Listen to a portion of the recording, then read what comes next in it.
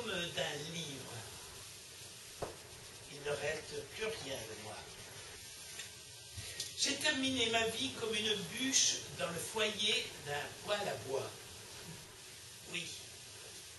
Brûlé, calciné, embrasé, consumé, incinéré, carbonisé, fini en cendres. Et pourtant, le livre que j'étais n'était pas la vie de Jeanne d'Arc. Pourquoi une telle haine? Pourquoi une telle violence? Pourquoi un tel acharnement? J'aurais dû me méfier. Son comportement aurait dû me mettre la puce à la feuille. Bob, en l'absence d'Isadora, allait et venait dans le salon, ce qui n'était absolument pas dans ses habitudes. Il tournait, regardait, prenait en main une lampe, une statuette, le cendrier en marbre. Puis, son regard se dirigea vers la bibliothèque. Lentement, il ouvrit la double porte. Ses yeux allaient d'étage en étage. Il leva la main, prit le concours, le soupesa, l'éventa, le remit en place.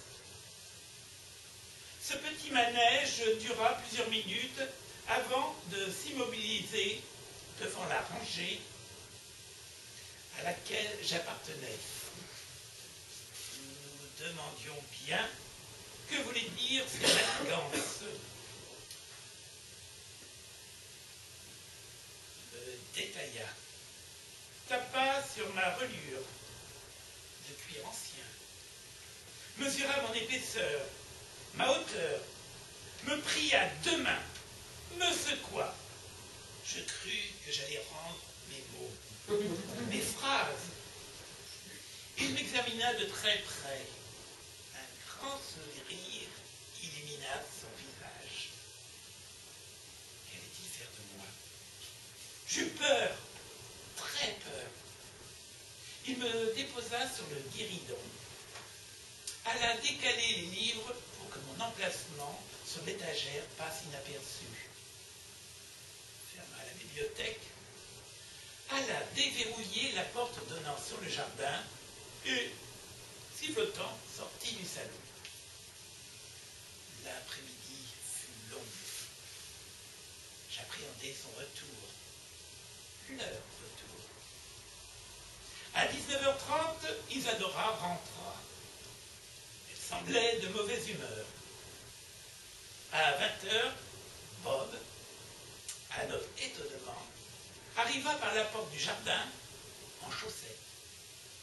Puis, à notre surprise, il alla se cacher derrière le divan en me prenant au passage. Accroupi, il attendit. À 20h15, le portable de Madame sonna.